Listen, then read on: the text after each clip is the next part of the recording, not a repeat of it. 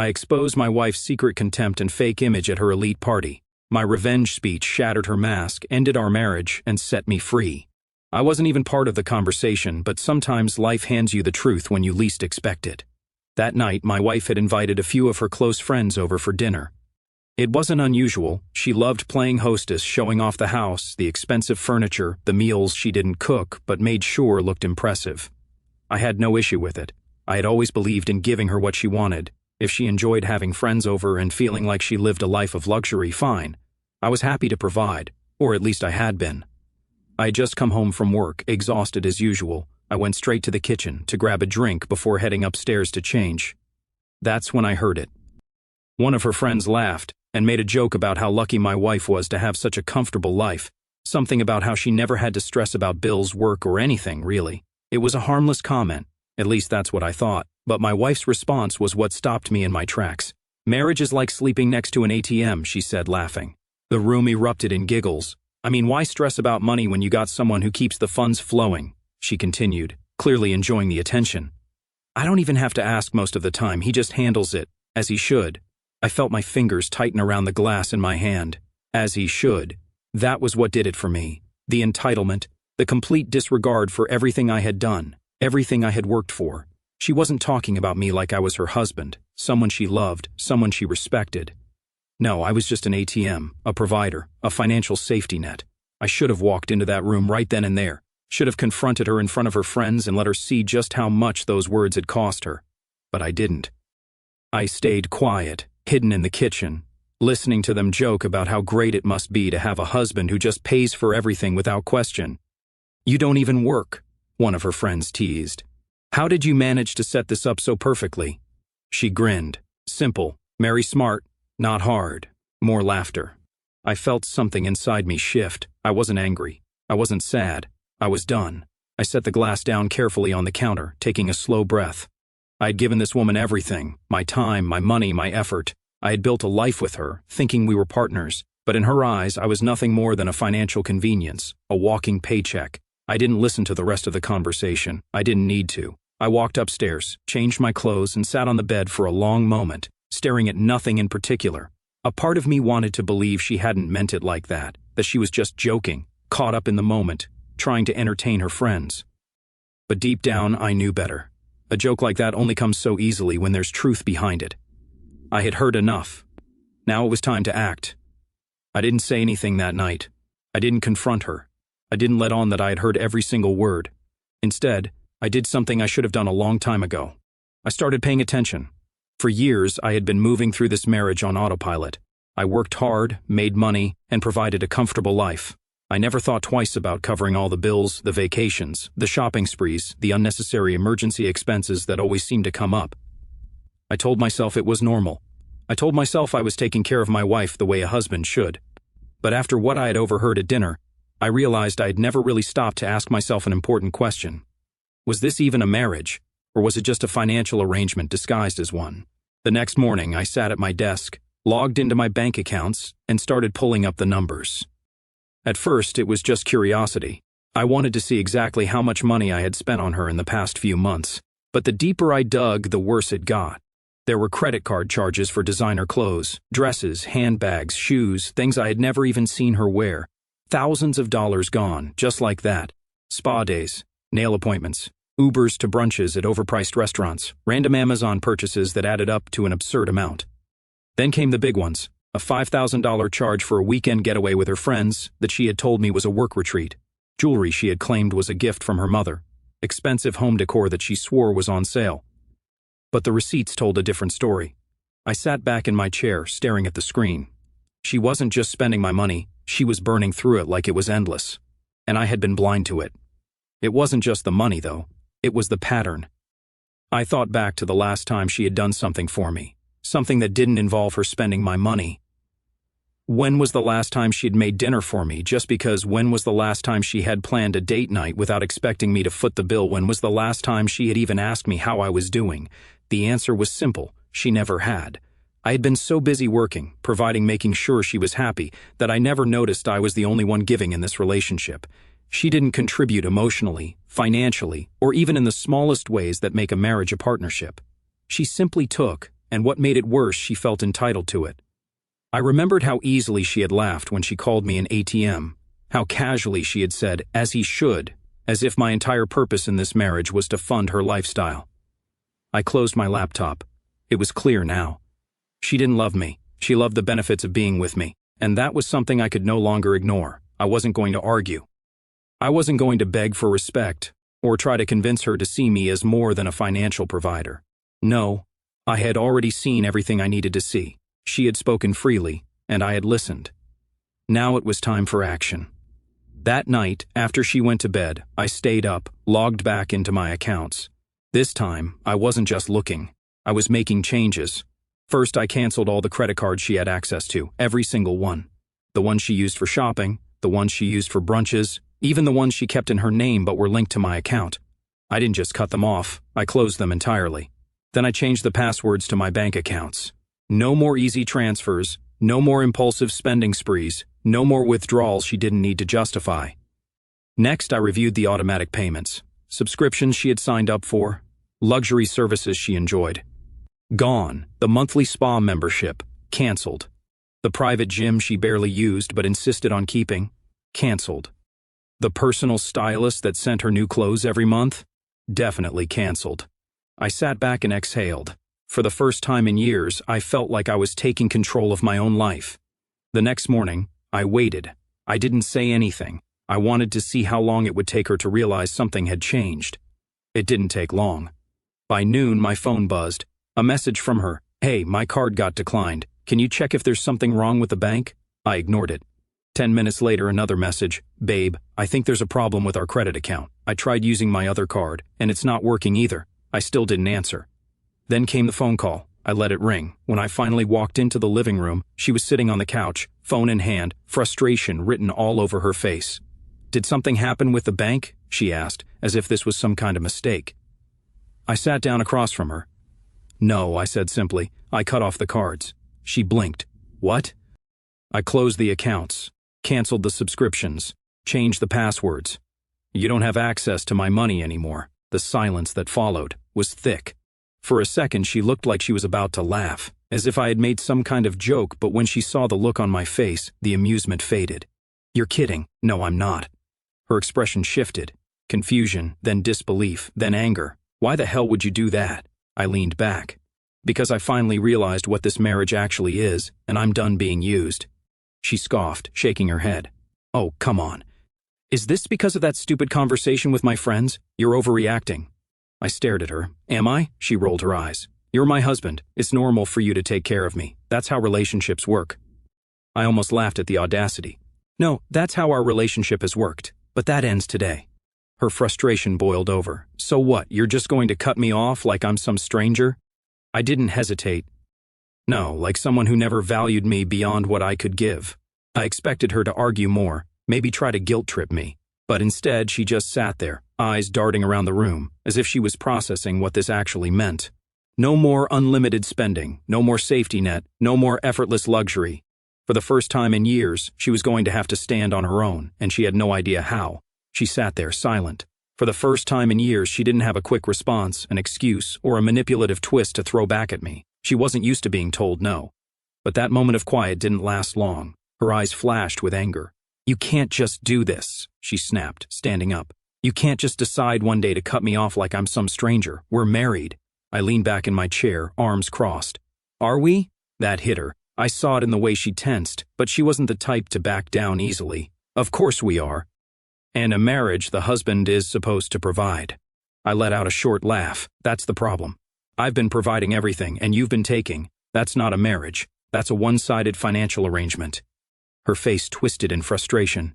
"This is ridiculous. You're acting like I'm some gold digger. Do you have any idea how much I contribute to this household?"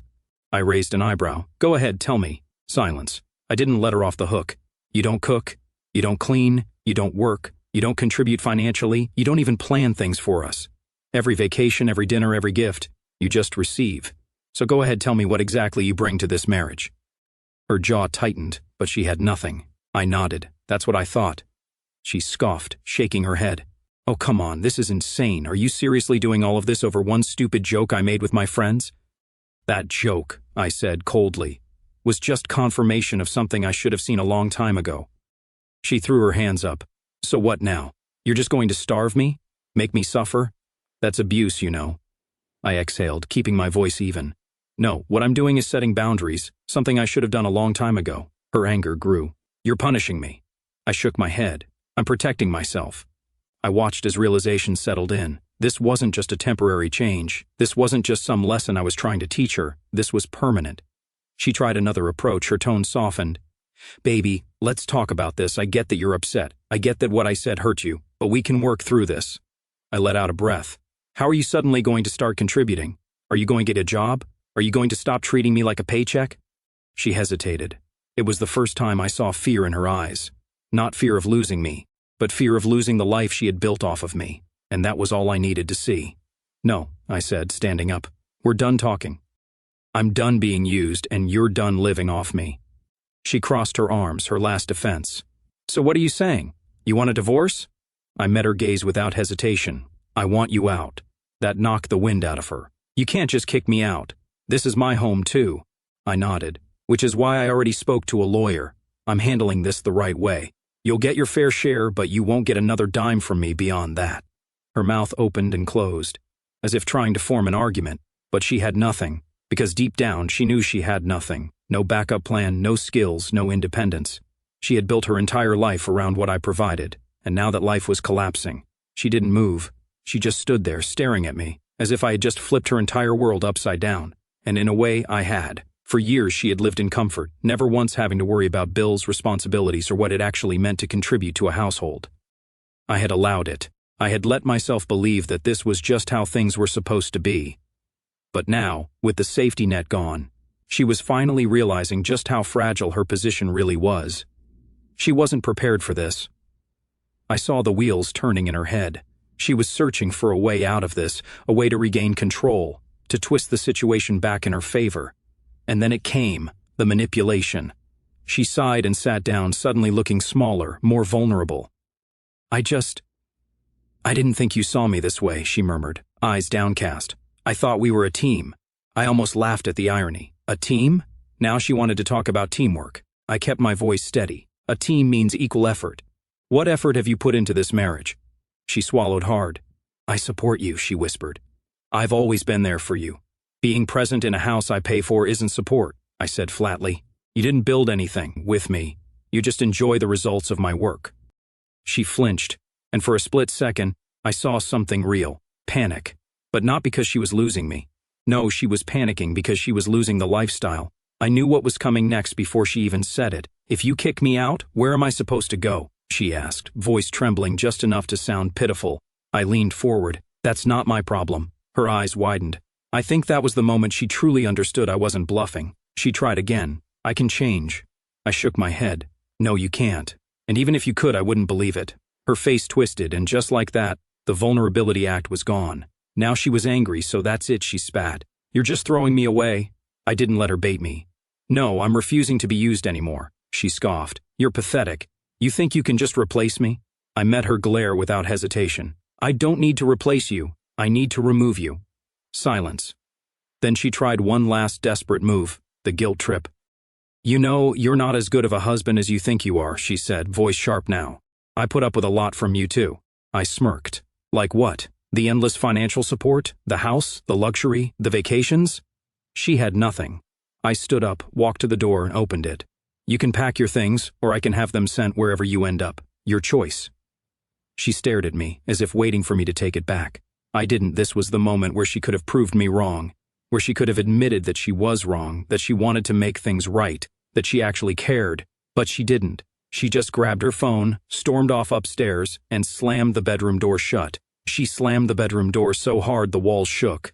I just stood there, exhaling slowly, feeling the weight of everything settle in, but not in a bad way. No, for the first time in a long time, I felt like I had control over my own life again. I wasn't second-guessing myself. I wasn't wondering if I was making a mistake. I knew exactly what I was doing, and more importantly, I knew why I was doing it. Upstairs, I could hear drawers opening and closing, the sound of her rummaging through the closet. She was probably calling someone. Maybe one of those same friends she had laughed with that night, the ones who thought she had it all figured out. Mary smart, not hard. Yeah, well, the free ride was over. I walked over to the kitchen, poured myself a glass of water, and sat down at the dining table, the same one where she had made that little joke about me being an ATM. It wasn't funny now, was it? 15 minutes later, she came down the stairs. She had a suitcase in one hand, her designer handbag in the other, dressed in expensive clothes, nails perfectly done, hair styled like she was about to step into some high-class event. The irony of it all nearly made me laugh. She looked exactly like what she was, a woman who had built her identity around luxury she never earned. She stopped in the doorway, waiting, expecting me to say something, maybe to stop her, to apologize, to offer a compromise. I didn't. She let out a sharp breath, rolling her eyes. "You'll regret this." I leaned back in my chair, taking a sip of my water. "No, I really won't." Her jaw clenched, her eyes scanning my face, looking for something. Any sign of hesitation, any sign that I might crack, but there was nothing left for her to find. "Where am I supposed to go?" she demanded, her voice sharper now. I shrugged. "Not my problem," she scoffed, shaking her head. "Unbelievable. You're really just throwing me out like I'm some stranger." "No," I said simply. "I'm throwing you out like someone who took advantage of me for years and thought it would never catch up to her." She let out a bitter laugh. "Wow, you really think you're better than me now, huh?" I smirked. "No, I've always been better than someone who sees marriage as a business arrangement. I just finally woke up." She glared at me, but deep down, she knew she had no power left in this conversation. Nothing she said would change my mind. After a long pause, she grabbed the handle of her suitcase and walked to the door. She didn't turn back. She didn't say goodbye. She just left. And just like that, the house felt lighter. No tension, no manipulation, no endless cycle of me working myself into exhaustion just to keep up with someone who never gave a damn about me. I stood up, stretched, and walked over to the window. Watched as she climbed into a rideshare, probably heading to a friend's place. Maybe she'd call a lawyer. Maybe she'd try to fight for more money in the divorce. But it didn't matter. I had already prepared for that. My assets were secured, my accounts were locked down. She had spent years treating me like an ATM. Now she was about to find out what life was like without one. I took another sip of my water, let out a slow breath, and smiled. Finally, I was free. Our story has come to an end. If you've made it this far, how about subscribing to our channel? It helps us immensely. I've selected 2 other videos for you that I'm sure you'll enjoy. Feel free to click on them. I'll be waiting for you in the next story. See you soon. It's been a few days since she walked out that door, suitcase in hand, her perfectly manicured nails clutching the handle like it was the last tether to the life she thought she'd secured forever. I'm sitting here in the living room, the same one where I heard her call me an ATM, and it's quiet. Too quiet, maybe, but it's the kind of silence that feels like a deep breath after holding it in for years. I keep waiting for the regret to hit, for that gnawing feeling in my gut that says I made a mistake, that I should have given her another chance, that I overreacted. But it's not coming. Instead, there's this strange mix of emotions swirling inside me: relief, anger, sadness, and something I haven't felt in a long time: clarity. Relief is the loudest. It's like I've been carrying a weight I didn't even realize was there. Like one of those dreams where you're running but your legs are stuck in quicksand, and you don't know why you're so slow until you wake up. For years, I poured everything into this marriage. My money, my time, my energy, thinking that's what love was supposed to look like. I thought providing was enough, that if I worked hard enough, paid for enough, gave her everything she wanted, it would mean something. But it didn't. It never did. Every dollar I spent, every bill I covered, every vacation I funded, it was just another transaction in her eyes. And the moment I heard her laugh about it, call me an ATM like it was the punchline to some hilarious joke, something snapped. Not in a loud, dramatic way, but quietly, like a switch flipping off. I was done. And now, with her gone, with the credit cards canceled and the accounts locked, I feel lighter, like I can breathe again, like I'm not running in quicksand anymore. But the relief isn't pure. It's tangled up with anger. And I'm not going to lie, that anger burns. I'm angry at her, sure, for treating me like a resource instead of a person, for laughing about it with her friends, for thinking she could just keep taking without ever giving anything back. But I'm angrier at myself. How did I let it go on this long? How did I not see it? I'm not a stupid guy. I've built a career, managed finances, made smart decisions in every other part of my life. But in this marriage, I was blind. I let myself believe that her happiness was my responsibility, that her endless spending was just part of the deal. I ignored the red flags, the way she never asked about my day, the way she'd roll her eyes when I suggested we budget, the way she'd light up for a new handbag but barely acknowledge me when I came home exhausted. I'm angry because I let myself be used, because I didn't demand respect sooner, because I spent years convincing myself this was normal. It wasn't. Never was. And then there's the sadness. It's not the sharp, gut-punching kind you'd expect after ending a marriage. It's quieter, heavier, like a dull ache that sits in your chest and reminds you it's there every time you move. I'm sad for what this could have been. When we first got together, I thought we were building something real. I remember the early days. Late-night talks, her laugh when I'd tell a dumb joke, the way we'd plan our future, like it was an adventure we couldn't wait to start. I loved her. I really did. And I thought she loved me too, but looking back, I wonder if she ever loved me or if she just loved the idea of me, the guy who could give her the life she wanted without her having to lift a finger. That's what hurts the most, I think. Not just that she used me, but that I might have been wrong about her all along. I'm sad for the years I spent trying to make her happy. For the moments I thought we were a team, for the version of her I built in my head that never really existed. But underneath all of that, relief, anger, sadness, there's something else, clarity. For the first time in years, I see things for what they are. I see her for who she is, not who I wanted her to be. I see this marriage for what it was, not what I hoped it would become. And most importantly, I see myself. I'm not just a provider, not just a paycheck, not just an ATM. I'm a person with my own needs, my own worth, my own right to be respected. I didn't realize how much I'd lost sight of that until I heard her words that night. They cut deep, not because they were cruel, but because they were true in a way she didn't even intend. She saw me as a means to an end, and I let her. But not anymore. I keep thinking about what's next. The house feels different now. It's still full of her stuff. Her expensive decor, her half-used candles, her closet overflowing with clothes she bought with my money. But it's starting to feel like mine again. I walked into the kitchen this morning and didn't feel that familiar dread of wondering what new charge I'd find on the credit card statement. I made coffee, sat at the table, and just existed. No expectations, no demands, no one waiting for me to fix something or pay for something. It's strange, but it's good. I'm not saying I'm healed or that I've got it all figured out. There's still a divorce to navigate, lawyers to deal with, and probably more drama when she realizes I'm serious about cutting her off. But I'm ready for it. I'm not afraid anymore. I'm also starting to think about what I want. Not what she wants, not what a husband is supposed to do, but what I want. Maybe I'll take a trip somewhere just for me. Maybe I'll start cooking again, not because I have to, but because I enjoy it. Maybe I'll call up some old friends I haven't seen in years because I was too busy working to keep up with her lifestyle. I don't know yet, but the possibilities feel exciting instead of overwhelming.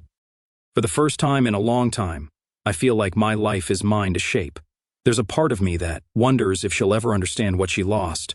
Not just the money, but the person who was willing to give her everything. I don't think she will. She's too caught up in her world of luxury and appearances to see what she threw away, and that's okay. I don't need her to get it. I don't need her to apologize or change or beg me to take her back. I just need to keep moving forward, one step at a time, into a life where I'm valued for more than what I can provide. So yeah, I'm relieved, I'm angry, I'm sad, and I'm clear-headed. It's a mess of emotions, but it's mine, and for the first time in years I'm okay with that. I'm okay with being me, flaws and all, without someone else's expectations weighing me down. I'm free, and I'm going to make damn sure I don't forget what that feels like.